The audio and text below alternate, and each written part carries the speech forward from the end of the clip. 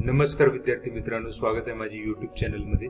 तर या व्हिडिओमध्ये आपण बघणार आहोत की इंजिनिअरिंग ऍडमिशन 2025 ची कशी प्रोसेस असणार आहे। तर थोडक्यात आपण समजून घेऊया की कोणते कोणते पॉइंट्स तुम्हाला लक्षात ठेवायचे, जसे की ऑनलाइन रजिस्ट्रेशन आहे, एलिजिबिलिटी काय असते, डॉक्युमेंट्स कुठले रिक्वायर्ड असतात आणि इंजिनिअरिंग कॉलेज कुठल्या टाइपचे असतात। तर शॉर्ट मध्ये आपण या व्हिडिओमध्ये ह्या गोष्टी बघणार आहोत। आता सगळ्यात पहिलं म्हणजे ही ऍडमिशन प्रोसेस कधी सुरू होणार आहे।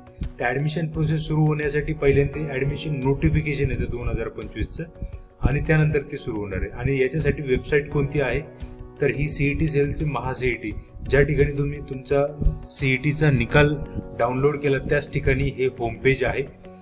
जसं की मी इथं क्लिक करतो आणि क्लिक केल्यानंतर तुम्ही त्या पेजवरती जाणार। या वेबसाईटचं लिंक जे आहे ते डिस्क्रिप्शन बॉक्स मध्ये पण मी टाकणार आहे। तर तुम्ही इथे बघू शकता की ऍडमिशन प्रोसेस 2025-26। तर याच्यावरती क्लिक केल्यानंतर अजून कुठल्याही प्रकारची सिस्टीम याच्यामध्ये चालू झालेली नाहीये। जेव्हा नोटिफिकेशन येईल त्यावेळेस समजेल की हे सुरू झालंय की नाही। अंडर ग्रॅज्युएट कोर्सेस मध्ये पहिलाच टॅब आहे, तुम्ही इथे क्लिक करा, इथं अजून काही होत नाही। जसं तुम्ही ही प्रोसेस सुरू होईल त्यावेळेस इथं हा क्लिकेबल टॅब सुरू होईल। त्यानंतर सगळ्यात महत्त्वाचं म्हणजे याच्यामध्ये ऑनलाइन रजिस्ट्रेशन करायचंय आणि त्यानंतर कॅप राऊंड आपले असणार आहेत, म्हणजे ज्या ठिकाणी तुम्हाला कॉलेज सिलेक्शन करायचं। आता बऱ्याचशा विद्यार्थ्यांमध्ये असा संभ्रम असतो की आपल्याला निकाल लागलाय पीसीएम किंवा पीसीएमचा आणि आपल्याला लगेच जाऊन आता तिथे ऍडमिशन घ्यायचं काय। तर तो जो कोटा असतो त्याला म्हणतात मॅनेजमेंट कोटा। तर त्या भानगडीत पडण्याचा प्रयत्न सध्या तुम्ही करू नका। जी काय प्रोसेस आहे त्या प्रोसेसनुसारच तुम्ही जाण्याचा प्रयत्न करा। फक्त एवढंच आहे की तुम्ही कॉलेजेसला जाऊन व्हिजिट करू शकता, ते कॉलेज बघून येऊ शकतात। आता हे ऑनलाइन रजिस्ट्रेशन जे आहे तर हे कसं असतं, सगळ्यात पहिल्यांदा तुम्हाला ऑनलाइन रजिस्ट्रेशन करायचं आहे तर ते तुम्ही सायबर कॅफेतून करू शकतात किंवा तुमच्या स्वतःच्या लॅपटॉपवरून पण करू शकतात। एवढं काही ते अवघड नाहीये, मोबाईल मधून पण करू शकतात। तर याचा डेमॉन्स्ट्रेशनचा जो व्हिडिओ आहे जसं ते नोटिफिकेशन त्यावेळेस मी ते टाकणार आहे। ऑनलाइन रजिस्ट्रेशन करायचे, जी वेबसाईट मी तुम्हाला पूर्वीच्या स्लाइड मध्ये दाखवली त्याच वेबसाईट वरती करायचं।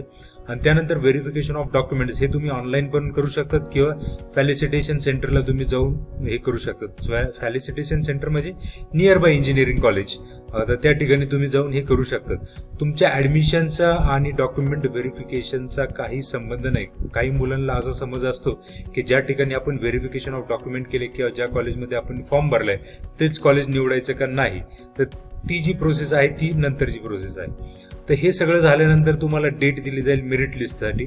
मेरिट लिस्टचे दोन प्रकार असतात, प्रोव्हिजनल आणि फायनल। प्रोव्हिजनल मध्ये जर काही त्रुटी असेल तर तुमचं नाव येणार नाही, पण फायनल मेरिट लिस्ट मध्ये तुमचं नाव आलंच पाहिजे। तर याच्यासाठी काही वेळ दिलेला असतो आणि त्या वेळेमध्ये तुम्हाला ह्या सगळ्या गोष्टी करायच्या। शक्यतो 99% हे मुलं प्रोव्हिजनल आणि फायनल मेरिट लिस्ट मध्ये येतात। तर फक्त बघा काही त्रुटी असेल तर, आणि याच्यासाठी कुठले डॉक्युमेंट्स लागणार ते पण आपण बघणार आहोत। आणि त्यानंतर कॉलेज सिलेक्शन हा खूप महत्वाचा पार्ट आहे का ज्या ठिकाणी तुम्हाला कॉलेज सिलेक्शन करायचे।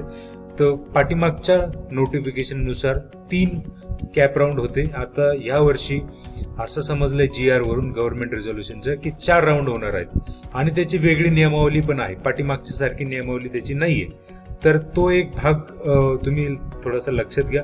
आणि जसं हे सगळं सुरू होईल त्यावेळेस मी ही नियमावली पण तुम्हाला सांगेल की राऊंड कुठल्या राऊंड मध्ये कुठलं कॉलेज घ्यायचंय किंवा कोणत्या बेसिसवरती कुठल्या मेरिटवरती कसं तुम्ही कॉलेज सिलेक्ट करू शकता।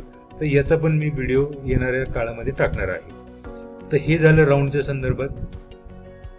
आता एलिजिबिलिटी काय आहे इंजिनिअरिंग कोर्सेससाठी। जो कोर्स काही ठिकाणी त्याला बीई म्हणलं जातं आणि काही ठिकाणी बीटेक म्हणलं जातं। शक्यतो 90-80% तुम्हाला असं समजेल की त्याला बीईच म्हणलं जातं। तर कोर्स मध्ये काही वेगळं नाहीये। त्यानंतर तुम्हाला 12th मध्ये किती मार्क्स पाहिजे, तर ओपन कॅटेगरीसाठी मिनिमम तुम्हाला 45% मार्क्स असले पाहिजे आणि रिझर्व्ड कॅटेगरीसाठी तुम्हाला 40% मार्क्स असले पाहिजे। आता रिझर्व्ड म्हणजे कुठल्या की ज्या कॅटेगरी एनटी असेल, ओबीसी असेल, एससी असेल, एसटी असेल, या कॅटेगरीसाठी तुम्हाला 40% मार्क्स लागतील। आणि कुठल्या सीईटीच्या बेसिसवर, आता ही झालं फक्त एलिजिबिलिटी की 12वीला एवढे मार्क्स पाहिजे। 12वीच्या मार्क्सचा ऍडमिशनसाठी काही संबंध नाही, फक्त एवढे तुम्हाला मिनिमम मार्क्स पाहिजे। आणि जे काही तुम्हाला ऍडमिशन भेटणार आहे इट इज बेस्ड ऑन सीईटीच्या मार्कशीट वरती किंवा JEE मेन्सच्या मार्कशीटवरती.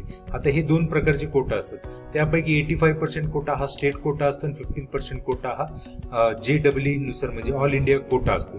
तर तुम्हाला JEE थ्रू जरी ऍडमिशन घ्यायचं असेल तर याला फक्त 15% रिझर्वेशन आहे आणि बाकीचं जे आहे तर स्टेट कोटा आहे. तर मोस्ट ऑफ द स्टुडंट हे स्टेट कोटा मार्फतच घेतात PCM नुसारच.